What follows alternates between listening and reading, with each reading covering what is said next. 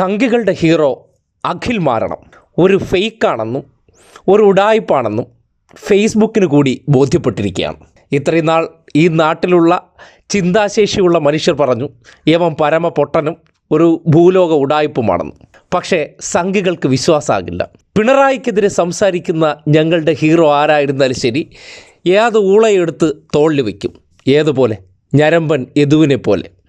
അങ്ങനെയാണ് ഈ അടുത്ത ദിവസം KSFE-യെക്കുറിച്ച് അദ്ദേഹം പറഞ്ഞ ഒരു ഫേസ്ബുക്ക് പോസ്റ്റും 4 ഗീർവാണം തള്ളലും വലിയ ആഘോഷപൂർവ്വം സംഘികൾ കൊണ്ടാടിയതാണ്. ഇന്നിപ്പോൾ നോക്കിയേ, ഫേസ്ബുക്ക് തന്നെ ആ വീഡിയോ ഹൈഡ് ചെയ്തിരിക്കുകയാണ്.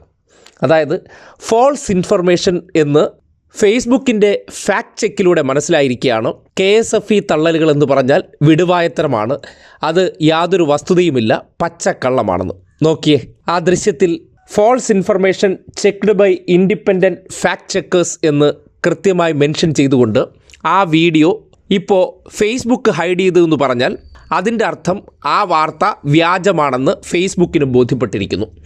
ഇക്കഴിഞ്ഞ 8-ാം തീയതിയിലെന്നാണ് കണക്കുകൾ ശരിയാവുന്നില്ലല്ലോ ദാസൻ മുഖ്യമന്ത്രി ഇന്നലെ പറഞ്ഞത് പച്ചക്കള്ളം, വീഡിയോ പൂർണ്ണമായും കാണുക.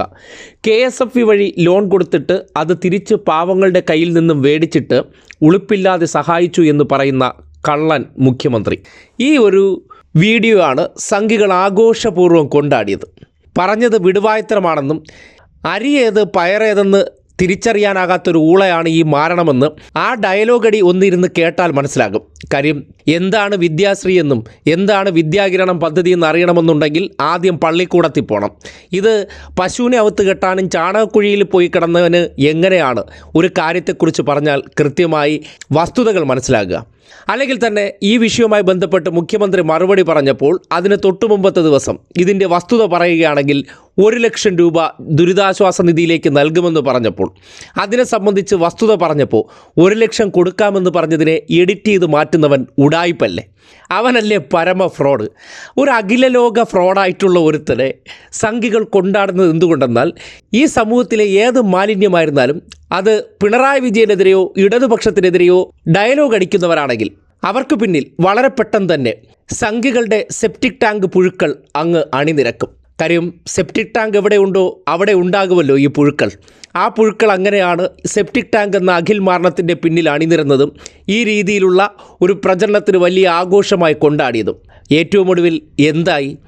ഈ മാരണം അടിച്ചത് മുഴുവൻ പച്ചക്കള്ളമാണെന്ന് ഫേസ്ബുക്ക് തന്നെ ബോധ്യപ്പെട്ട് ആ വീഡിയോ ഹൈഡ് ചെയ്യുമ്പോൾ അത് എന്താണ് തെളിയിക്കുന്നത്?